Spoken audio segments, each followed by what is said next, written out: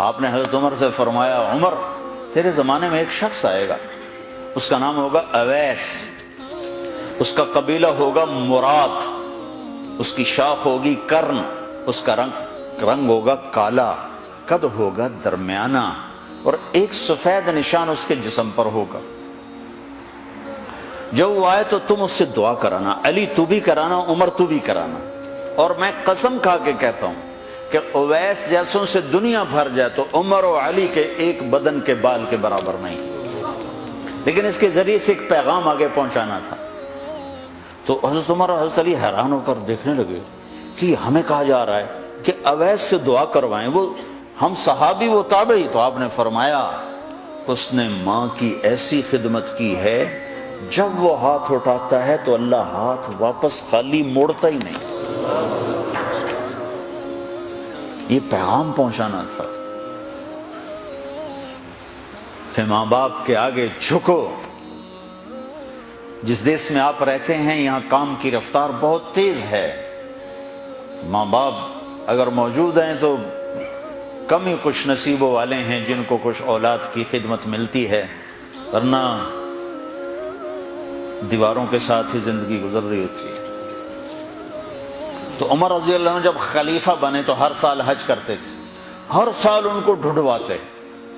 اب مجھے یہ نہیں پتا درمیان کے کوئی سال ہوں گے کہ ایک سال آپ نے حج پر سارے حاجی اکٹھے کر لیے، ایسے اپنے سامنے کا کھڑے ہو جاؤ بھائی، سب کھڑے کر لیے، کہنے لگے بیٹھ جاؤ سارے یمن والے کھڑے رہو، تو سارے بیٹھ گئے، یمنی کھڑے رہے، کہ سارے یمن والے بیٹھ جاؤ، قبیلہ مراد والے کھڑے رہو، تو سارے یمنی بیٹھ گئے، مراد والے کھڑے رہے۔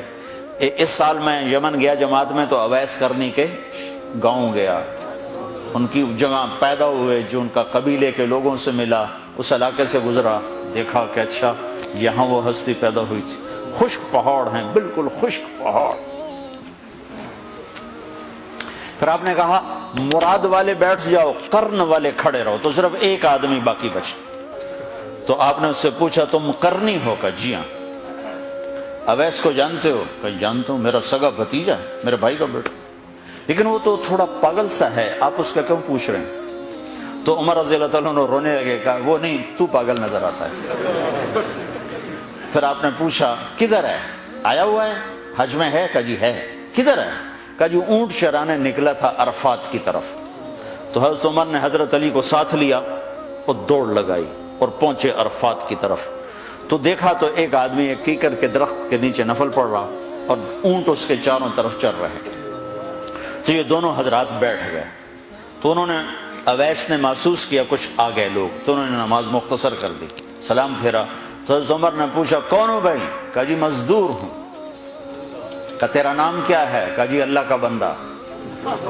کہا بھائی ہم سارے کے بندے ہیں، میں پوچھ رہا ہوں جو نام تیری ماں نے تیرا رکھا وہ کیا ہے؟ تو وہ تو پہچانتا نہیں تھا کہ عمر کون ہے، علی کون ہے، وہ تو پہلی دفعہ حج پہ تھا۔ وہ کہنے لگا تم کون ہو میرا انٹرویو کرنے والے؟ انٹرویو تو میں اپنی طرف سے کہہ رہا ہوں۔ میں کہا تم کون ہو میرا پوچھنے والے؟ تو حضرت علی بولے یہ امیر المومنین ہیں عمر بن خطاب، اور میں ہوں علی بن ابی طالب۔ پھر وہ ایسے ایک دم گھبرائے، دونوں کو سلام کیا، میں معذرت چاہتا ہوں میں نے پہچانا نہیں۔ تو عمر رضی اللہ عنہ نے فرمایا ہاتھ اٹھا، ہاتھ اٹھا۔ برمنگم والوں کو پیغام پہنچے کہ ماں کی خدمت کیسے کی جاتی، کہ عمر جیسا ہاتھ اٹھوا رہا ہے، علی جیسا، علی جیسا۔ تو وہ کہنے لگے میں آپ کے لیے کیسے ہاتھ اٹھاؤں، میری اوقات ہے کہ میں آپ کے لیے دعا کروں؟ کہاں، ہمیں ہمارے نبی کا حکم تھا کہ اویس آئے تو اس سے دعا کروانی ہے، کہ جب وہ ہاتھ اٹھاتا ہے تو وہ ہاتھ خالی نہیں آتے۔ کس وجہ سے؟ تہجد، جہاد، تبلیغ، ذکر، تلاوت، تسبیح، حج، عمرے، نمازیں، روزے، ذکر، تلاوت۔ کس وجہ سے؟ نہیں، ان میں سے ایک وجہ بھی نہیں، ماں کی خدمت کی وجہ سے۔ پھر ایک اور جگہ آپ نے فرمایا کہ لوگ جب جنت میں چلیں گے تو اویس بھی چلے گا، جب جنت کے دروازے پر پہنچے گے تو اللہ تعالیٰ فرمائیں گے اویس کو روک لو، باقی کو جانے دو۔ تو اویس گھبرا جائیں گے، کہیں گے یا اللہ مجھے کیوں روک لیا ہے؟ تو اللہ تعالیٰ فرمائیں گے ٹھہر جاؤ، جانے دو ان کو۔ ہاں بھائی، اب یہ سامنے جہنم کے لوگ کھڑے ہوئے ہیں، تو شفاعت کر، تیری طفیل لاکھوں انسانوں کو جنت میں ڈالو۔ تجھے اس لیے روکا ہے کہ تو شفاعت کر، جدھر تیری انگلی اٹھتی جائے گی ان کے لیے جنت لکھتی چلی جائے گی، ان کے لیے جنت لکھتا چلا جاؤں گا، جدھر جدھر تو انگلی اٹھائے۔